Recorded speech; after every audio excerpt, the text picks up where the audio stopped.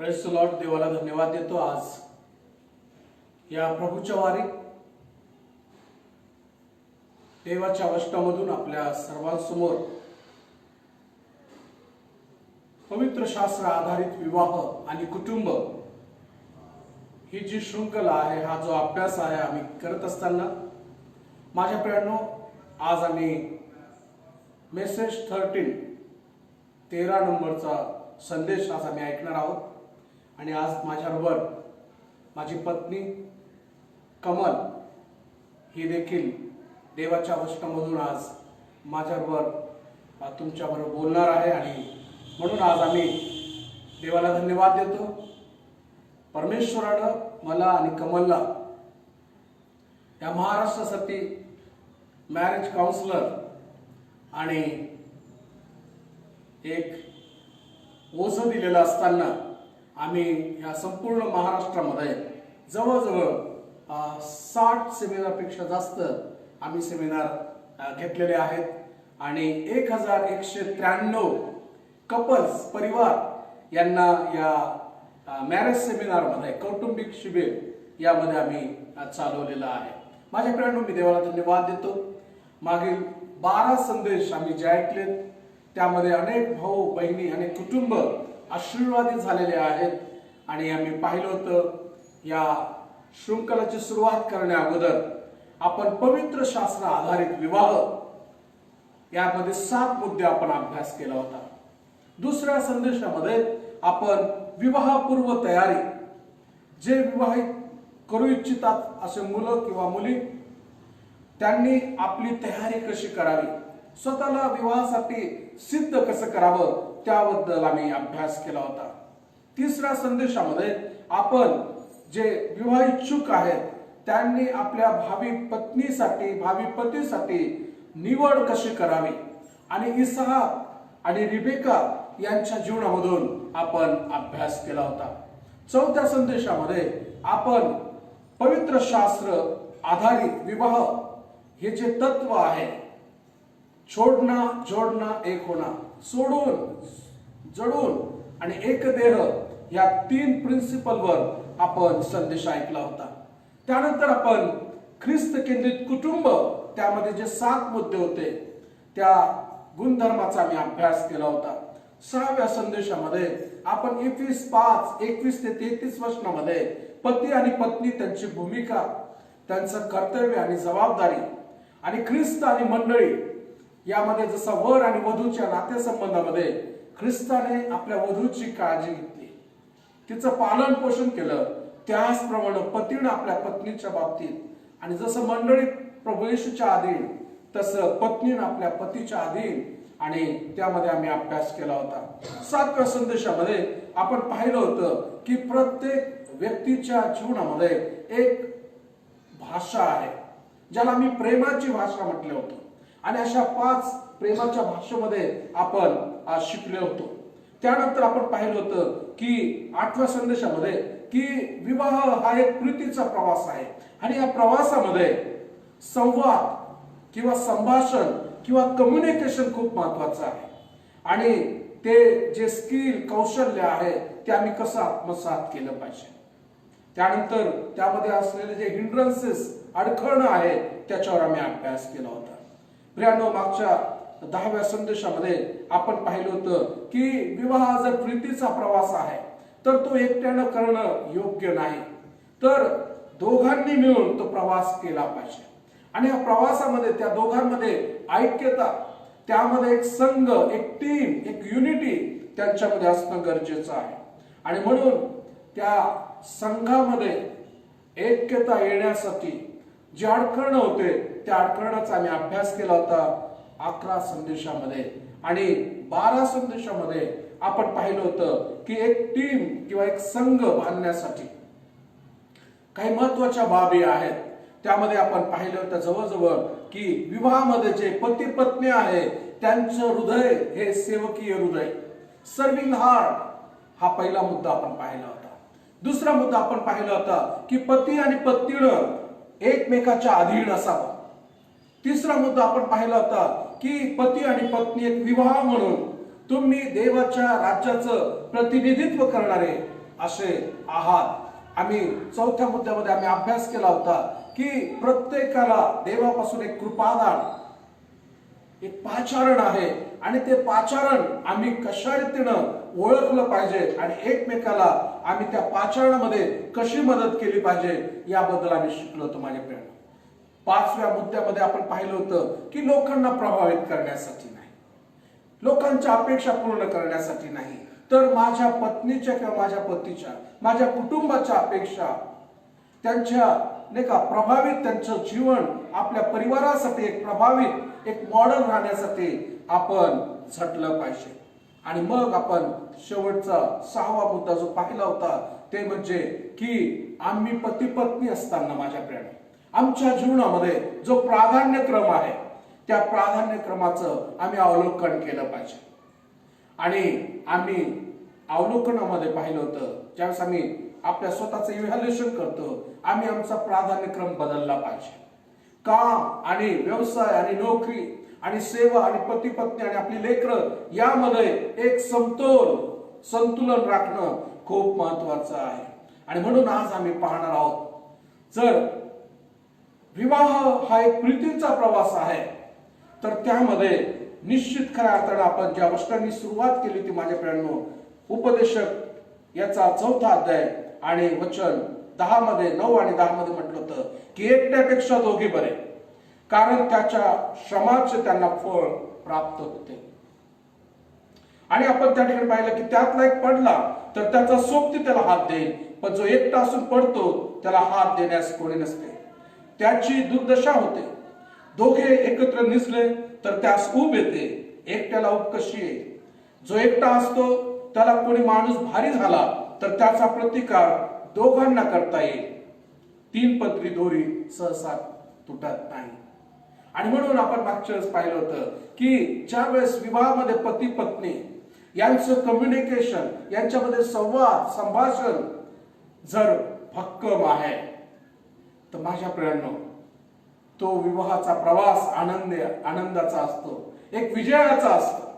दुसरी गोष्ट आपण पाहिलं होतं की या विवाहाच्या प्रवासामध्ये त्यांच्यामध्ये एक युनिटी, एक संघ, एक टीम बिल्डिंग असावं. आणि आई वडील म्हणून, पती पत्नी म्हणून त्यांच्या जीवनामध्ये माझ्या प्रियांनो जी परमेश्वर लेकरं देतो, जी मुलं संतती देतो, त्याबद्दल देखील युनिटी किंवा संघ असणं, एक युनिटीच्या आणि संघामध्ये या स्पिरिटमध्ये, टीम बिल्डिंग या स्पिरिटमध्ये कशा रीतीने आम्ही आमच्या मुलांचं पालन पोषण आणि संगोपन करू शकतो यासाठी कमल माझ्याबरोबर आहे, माझी पत्नी आहे, माझी लाईफ पार्टनर आहे, मिनिस्ट्री पार्टनर आहे. आणि आज ती आम्हाला या थोड्या वेळामध्ये एक आई वडील म्हणून आपल्या मुलांच्या संदर्भात आम्ही काय काळजी घेतली पाहिजे, त्यांना काय अनुशासन आणि शिकवण आपण दिली पाहिजे याबद्दल त्या बोलतील. Thank you. Kamal. Praise the Lord. देवाच्या नावाला मी धन्यवाद देते आणि देवाचे मनापासून आभार मानते. मी प्रथमच ह्या पेजवर बोलत आहे आणि पास्टरांचे देखील आभार मानते, त्यांनी मला ही संधी दिली. पॅरेंटिंग, पालन पोषण, मुलांचं संगोपन आम्ही कसं केलं पाहिजे. उत्पत्ती 1:28 वचनामध्ये असं म्हटलंय, देवाने नर व नारी अशी निर्माण केली, त्यांना आशीर्वाद दिला, फलद्रूप व्हा, बहुगुणित व्हा, पृथ्वी व्यापून टाका, तिला सत्य खाली आणा. आणि देवाची इच्छा आहे आपण आई आणि वडील व्हावं. आणि पती पत्नीच्या नात्यासंबंधानंतरचा जो दुसरा संबंध आहे तो म्हणजे आई आणि वडील आहे. आणि हा नातेसंबंध देखील पृथ्वीवरच आहे. स्तोत्र 127 आणि 3ऱ्या वचनामध्ये असं म्हटलेले, संतती हे परमेश्वराने दिलेलं धन आणि पोटचं फळ ही त्याची देणगी आहे. आमच्या लेकरांचा मालक देव आहे आणि आम्ही काळजी घेणारे आहोत, त्यांची एक केअरटेकर अशी आहोत. आणि आपण पवित्र शास्त्रामधूनच पाहूया की आपण आपल्या लेकरांची काळजी कशी घेतली पाहिजे. अनुवादाचं पुस्तक 6वा अध्याय 4 ते 9 हे वचन आपण पाहणार आहोत, वाचणार आहोत. मी तुमच्यासाठी वाचतो. बायबल असेल तर कृपा करून आपलं बायबल तुम्ही काढा. अनुवाद 4 आणि 5 ते 9, 6वा अध्याय आणि 5 ते 9.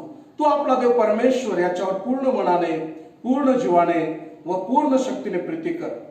ज्या गोष्टी मी तुला आज बजावून सांगत आहे त्या तुझ्या हृदयात ठसव आणि त्या तू आपल्या मुलाबाळांच्या मनावर बिंबव. आणि घरी बसलेले असता, मार्गाने चालत असता, निसता उठता त्याविषयी बोलत जा. त्या आपल्या हाताला चिन्ह दाखल बांध आणि आपल्या डोळ्याच्या मध्यभागी कपाळपट्टी म्हणून लाव. आपल्या दाराच्या बाह्यावर व आपल्या फाटकावर त्या लिही. आमेन. 5व्या वचनामध्ये आपल्याला पाहायला मिळतं की लेकरांची वैयक्तिक रीतीने देवाची आपल्या लेकरांची आणि देवाची वैयक्तिक ओळख होण्यासाठी त्यांची जबाबदारी आणि ती काळजी आपली आहे. एक आई आणि वडील म्हणून आपली ती जबाबदारी आहे.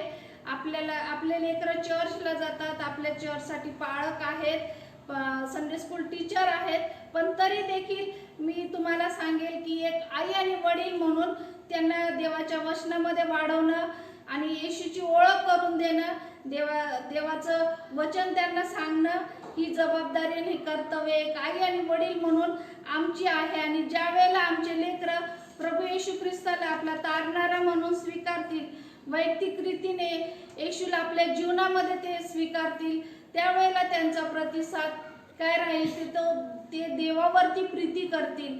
आणि 5व्या वचनामध्ये आपण वाचलेलं आहोत आणि योहान 14 आणि 15 मध्ये असं म्हटलेलं आहे की तुमची माझ्यावर प्रीती असेल तर तुम्ही माझी आज्ञा पाळाल. आणि आम्हाला त्या देवाच्या आज्ञा पालन करायचं आहे, आज्ञा पाळायची आहे. आम्हाला आमच्या लेकरांना देवाच्या वचनामध्ये वाढवायचं आहे, देवाचे वचन आम्हाला त्यांना शिकवायचे आहे. आणि 5व्या वचनामध्ये आपल्याला पाहायला मिळतं की ते देवावरती पूर्ण मनाने, पूर्ण जीवाने, पूर्ण शक्तीने देवावरती ते प्रीती करतील. आणि मी ह्या वचनामधून तुम्हाला 3 एच सांगणार आहे. पहिला एच आहे तो म्हणजे हार्ट म्हणजे हृदय, आणि हृदय खूप महत्वाचं आहे. 6वं वचन, ज्या गोष्टी मी तुला आज बजावून सांगत आहे त्या तुझ्या हृदयात ठसव.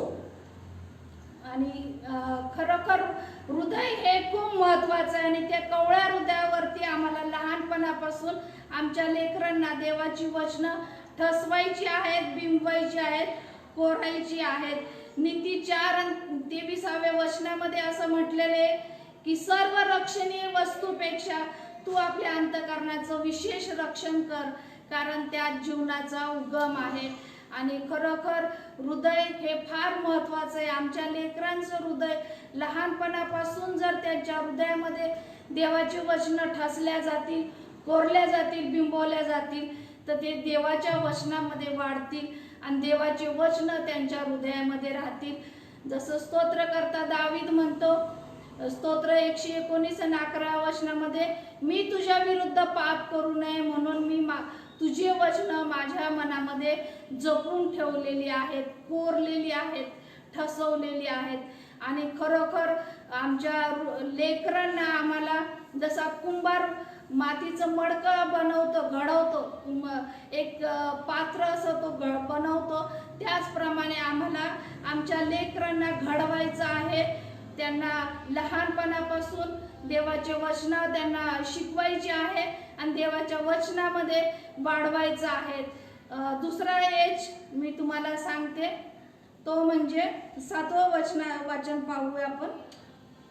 तू त्या आपल्या मुलाबाळांच्या मनावर बिंबव आणि घरी बसलेले असता, मार्गाने चालत असता, निसता उठता त्याविषयी बोलत जा. दुसरा एच आहे तो म्हणजे होम, आणि होम म्हणजे घर. घर हे खूप महत्वाचं आहे. ज्याप्रमाणे हृदय महत्वाचं आहे तसंच घर खूप महत्वाचं आहे. आणि ह्या वचनामध्ये आपल्याला पाहायला मिळतं की घरामध्ये बसलेले असता, मार्गाने चालता, उठता, निसता देवाच्या वचनाविषयी बोलत जा, असं देवाचं वचन आम्हाला सांगतं. आणि घरामध्ये पोषक असं वातावरण असणं फार महत्वाचं आहे. आमच्या लेकरांना आम्हाला संगती घेऊन प्रार्थना करणं खूप महत्वाचं आहे. लेकरं लहान असतात, खेळत असतात, आणि आजूबाजूची लोक किंवा लोक त्यांच्याबद्दल चुकीचे देखील शब्द बोलतात, ते आम्हाला कॅन्सल करायचे आणि देवाचे वचन त्यांच्या संगती आम्हाला बोलायचे, देवाचे वचन त्यांच्याकडून पाठ करून घ्यायचे, परमेश्वराच्या सानिध्यामध्ये त्यांना वाढवायचं आहे. आणि आई आणि वडील म्हणून आमच्या घरामध्ये लेकरांना आम्हाला देवाच्या वचनामध्ये त्यांना जास्ती अधिक वाढवायचे, पोषक असं वातावरण असणं पाहिजे घरातलं. आणि आई आणि वडील म्हणून आम्ही त्यांच्या समोर एक कित्ता, एक मॉडेल असं त्यांच्या समोर राहिलं पाहिजे. आणि ती आमची जबाबदारी आणि ती कर्तव्य आहे. लेकरं जर खेळून थकून आले आणि आमच्या मांडीवर झोपले तर आम्हाला त्यांच्या डोक्यावर हात ठेवून प्रार्थना करणं खूप गरजेचं आहे आणि त्यांना आशीर्वाद दिला पाहिजे. एका मेंढपाळाच्या हृदयाप्रमाणे त्यांची काळजी घेतली पाहिजे. त्यांच्या सर्व गरजा आम्ही पुरवल्या पाहिजे. त्यांना आत्मिक रीतीने अधिक आणि अधिक वाढवलं पाहिजे. नीतिसूत्र 22 आणि 6व्या वचनामध्ये असं म्हटलंय, मुलाच्या स्थितीस अनुरूप असे शिक्षण त्यास दे, म्हणजे तो वृद्धपणे देखील त्यापासून परावृत्त होणार नाही. आम्ही येशूला जर यायला उशीर झाला तर मुलांच्या आधी आम्ही देवाकडे जाऊ आणि आमच्या मागे राहतील ते आमची लेकरं. आणि आमचे लेकरं हे वृद्धपणापर्यंत देखील देवाच्या वचनामध्ये राहतील, देवाचे वचन त्यांच्यामध्ये राहतील. आणि त्याचप्रमाणे आम्हाला त्यांच्या संगती राहिलं पाहिजे. त्यांच्याबरोबर आम्ही बोललं पाहिजे, त्यांच्याकडून पाठांतर देखील करून घेतलं पाहिजे, त्यांना शिकवलं पाहिजे.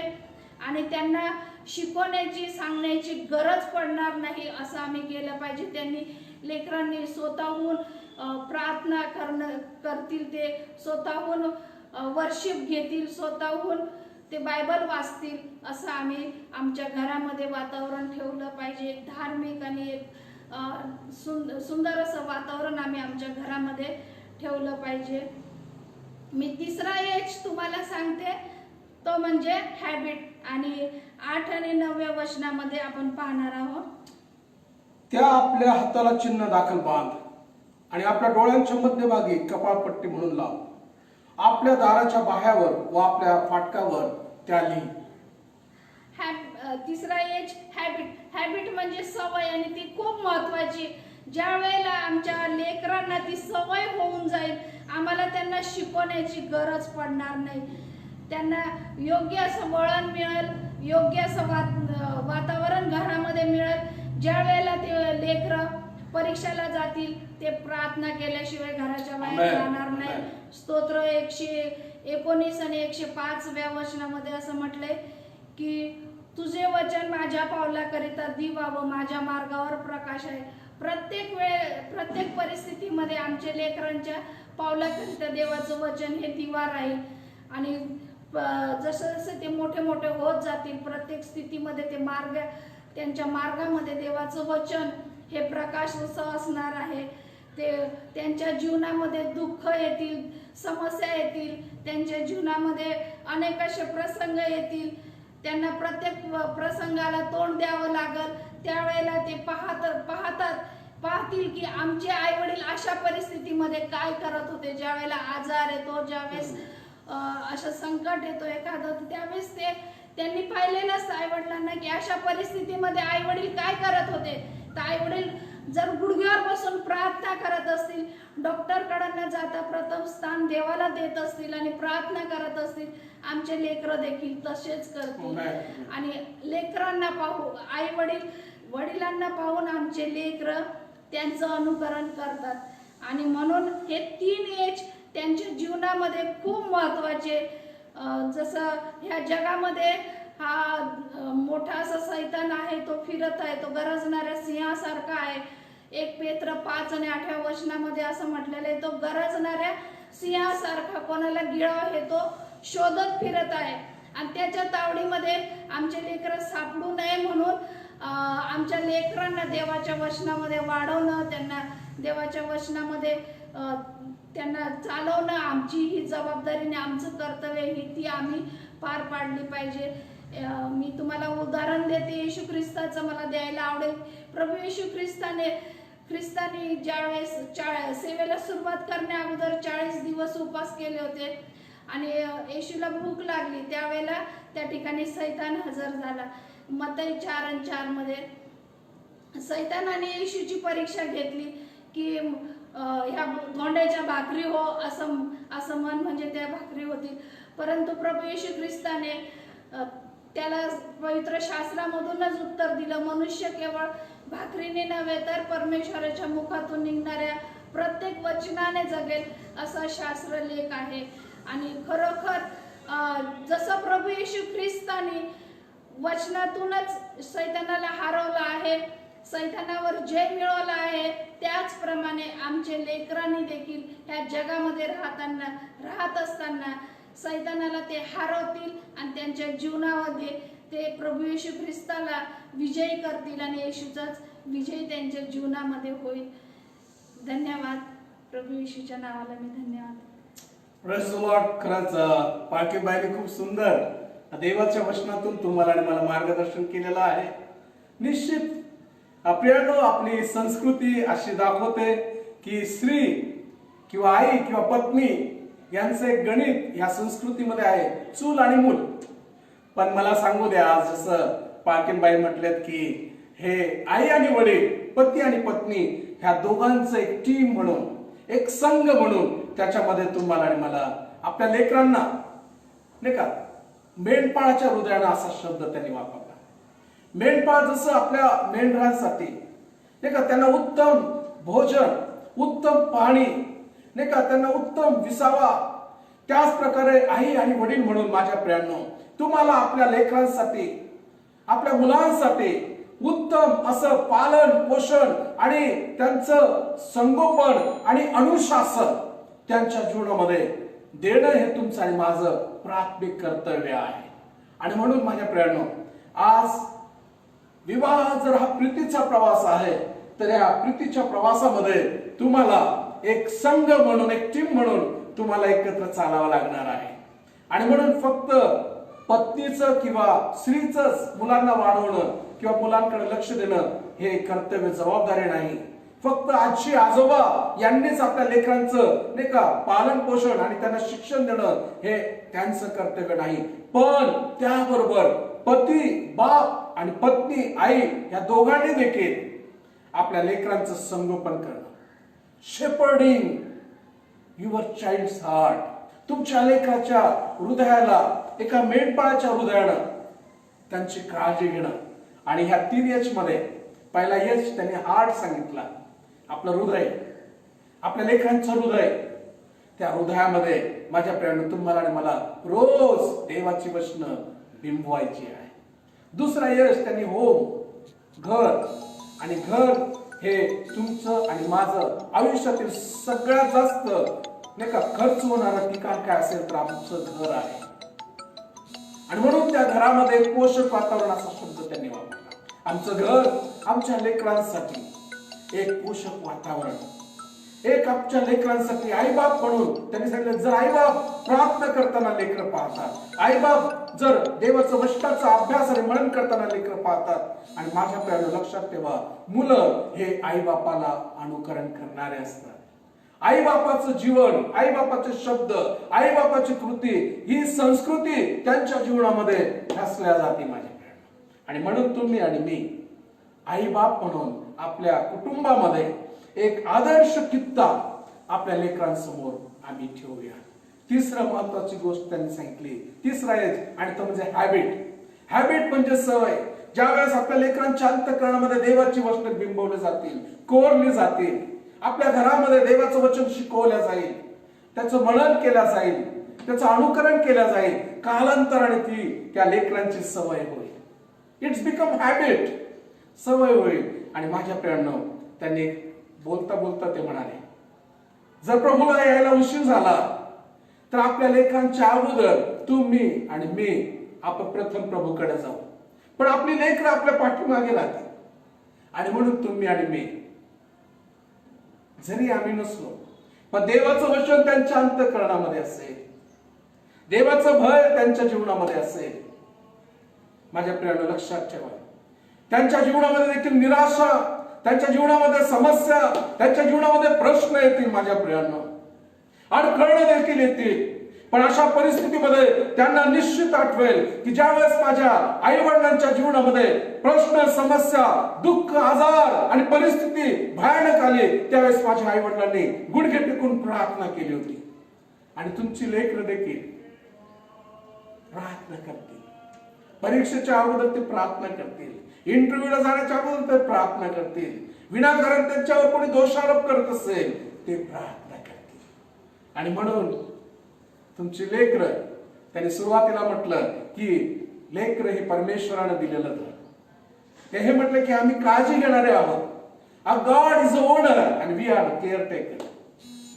लेकरं हे परमेश्वरापासून तुम्हाला मिळालेलं, मला मिळालेलं धन आहे. संतती, पोटचं फळ हे परमेश्वराची देणगी आहे.